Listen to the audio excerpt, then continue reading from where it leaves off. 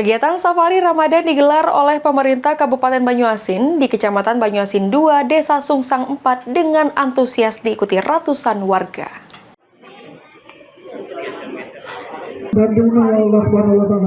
Pemerintah Kabupaten Banyuasin kembali menggelar kegiatan Safari Ramadan dan kegiatan yang kedua ini digelar di Kecamatan Banyuasin 2, Kecamatan Sungsang 4, Kabupaten Banyuasin. Bupati Banyuasin Askolani mengatakan Safari Ramadan merupakan agenda rutin serta menjadi salah satu program Banyuasin religius. Diharapkan kegiatan ini bisa meningkatkan keimanan serta ketakwaan kepada Allah Subhanahu wa Ta'ala. Kegiatan ini menjadi ajang silaturahmi sekaligus menyerap aspirasi masyarakat. Tentunya ini merupakan program pemerintah Kabupaten Banyuasin.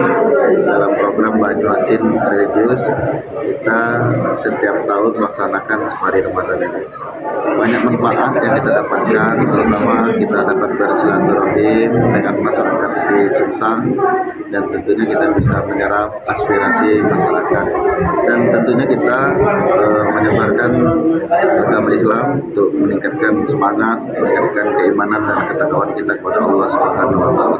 Ini yang paling penting, dan tentunya terakhir kita berbagi kepada masyarakat beberapa di mana tempat kita Safari Ramadan. Alhamdulillah tanggapan masyarakat di Sungsang luar biasa, ramai, dan juga kita langsung melaksanakan sholat tarawih berjamaah. Luar biasa semangatnya, terutama anak-anak milenial inset.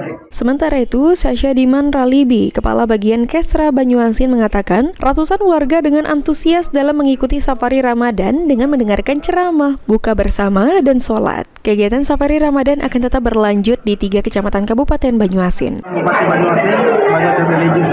Karena itu pada hari ini masyarakat buka bersama dan ceramah rohani dan melaksanakan sholat tarawih, isya, tarawih dan witir bersama di masjid Nurul Falah. Mudah-mudahan kegiatan ini yang dilaksanakan oleh masyarakat bersama Bupati menjadikan Bupati Banyuasin yang religius, bangkit, adil dan sejahtera. Tentunya harapan kita membuat masyarakat yang beriman dan bertakwa. Ridho Ilahi, PAL TV.